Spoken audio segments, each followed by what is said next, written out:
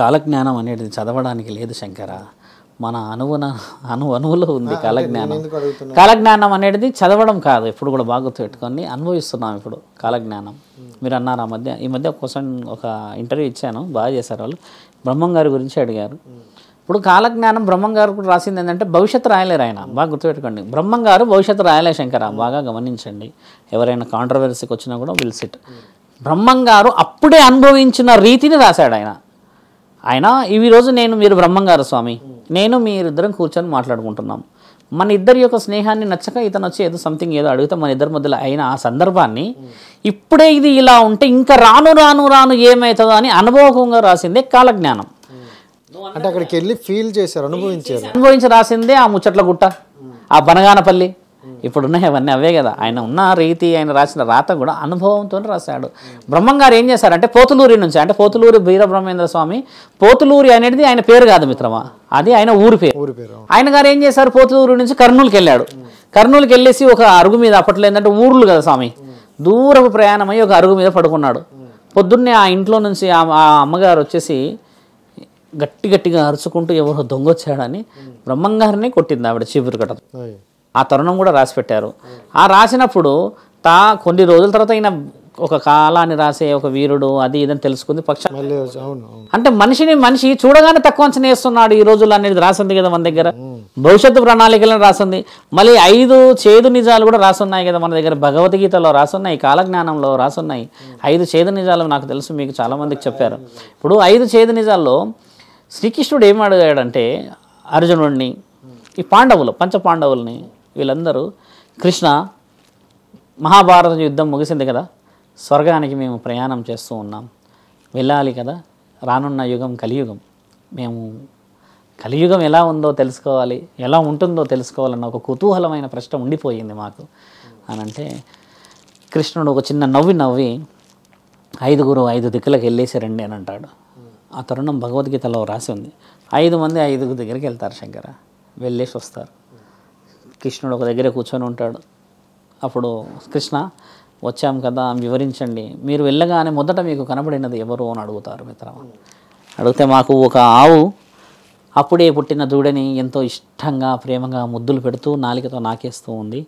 కొద్దిసేపు అయిన తర్వాత ఆ దూడ వెళ్ళిపోతుంది, అంటే కొద్దిసేపు నాకిన తర్వాత అలా వెళ్తుంది కదా, ఆ దూడ అలా వెళ్ళిపోతుంది అన్నాగా, వెళ్ళిపోతుంటే కూడా ఈ ఆవు ఆ దూడని లాగి మరీ నాకుతుంది.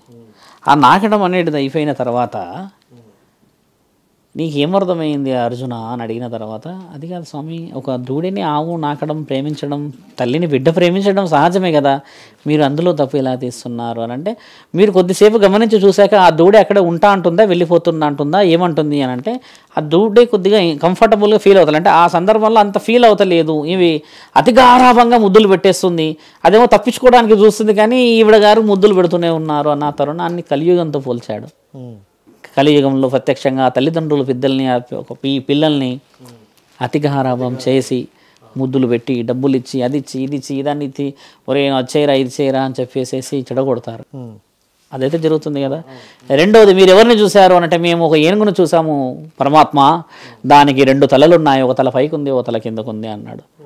దాని అర్థం ఏమో వివరించండి అని అంటే, మానవులు కలియుగంలో 2 రకాలుగా ఉంటారు, బయట నుంచి ఒకలాగా, లోపటి నుంచి ఒకలాగా ఉంటారు అని చెప్తే, భలా కృష్ణ భలా అని చెప్పి కూర్చుంటారు. 3వ తరుణం వస్తే, ఏం చేస్తున్నారు మీరు అంటే, మేము ఒక పొలం నుంచి వెళ్తూ ఉంటే మాకు 8 బాయిలు కనబడ్డాయి, దాంట్లో నుంచి పొంగుతూ ఉన్న నీరు గంగా ప్రవహిస్తూ ఉంది, ఆ పక్కనే ఇంకో బావి ఉంది కృష్ణ, అందులో నీళ్ళే లేవు, అంతా మట్టి ఉంది, చెత్త చెదారమై ఉండిపోయి ఉంది, దీనస్థితికి వచ్చేసి ఉంది అని చూసినప్పుడు ఏం జరిగింది అని అంటే, ఈ 8 బావులు కలిసి వాటిని బాగు చేస్తే అదే నిండిపోతుంది కదా, కానీ దాన్ని బాగు చేయకుండా పక్క నుంచే వెళ్తున్నారు, కానీ కనీసం పట్టించుకోవట్లేదు, అంటే ధార పక్క నుంచే వెళ్తూ ఉన్నది. దానివల్ల తెలియాల్సింది ఏంటంటే, కలియుగంలో పక్కనున్నవాడు చచ్చినా కూడా ఏమైనా కూడా చూడని వాడు ఈ మానవుడు. కనీసం ఆ 10 మందిలో 2-3 చేతులు పెట్టినా వాడు లేస్తాడు, వాడు బాగుపడతాడు, వాడు బాగైపోతాడు, కానీ పట్టించుకోరు కదా అని అంటాడు. మీరేమి చూశారు అని అంటారు. అన్న తర్వాత ఒక అడవిలో ఈ చెట్టు ప్రాంతాలు, కొండ ప్రాంతాలు, ఒక అతనికి చేతికి తీవ్రమైన గాయమై ఏడుస్తూ గట్టిగా అరుస్తూ ఉన్నాడు. ఏమయ్యా, గాయమయ్యింది కదా నీ చేతులకి, నేను ఈ వనమూలికలతోని నీకు కట్టించుకోనంటే, గట్టిగా తిడతాడంట. ఏమని? రావద్దు నా దగ్గరికి, నువ్వెవరు నన్ను కట్టడానికి? తగిలింది నాకు దెబ్బ తగిలిచేటప్పుడు పరమాత్ముడు చూడలేడా? మీరు వనమూలికలు కడతా అంటున్నారు అని అంటే, ఈయన వనమూలికలు కడతా అన్నప్పుడు ఇంకో మాట ఏమంటాడంటే, ఎవరినన్నా సహాయానికన్నా పిలువు, దేవుడు నన్న పిలువ వస్తాడంటారు. అప్పట్లో ఏంటంటే దేవుళ్ళు ప్రత్యక్షమయ్యే తరుణాలు ఎక్కువ. అలా పిలువ అంటే ఆయనకు తెలియదా నాకు తగిలించాలని? ఆయన్నే తగిలిచ్చేసి నేను ఆయననే పిలవాలా అని చెప్పేసి ఈయన గారు కొంచెం ఈ వచ్చిన మనిషిని, 4వ మనిషిని కోపంగా దూరం పంపించేసేసి వెనకాల నుంచి ఒక మత్తు తీస్తాడు. మత్తు అంటే అప్పట్లో ఆకులు, ఈ దుప్పలు, వనమూలికల్లో కూడా మత్తులు ఉండే, ఇప్పుడు కూడా అలానే చేస్తున్నారు. అది తీసేసి గట్టిగా పీల్చేసుకోవడం, దాన్ని నమలేయడం చేస్తాడు.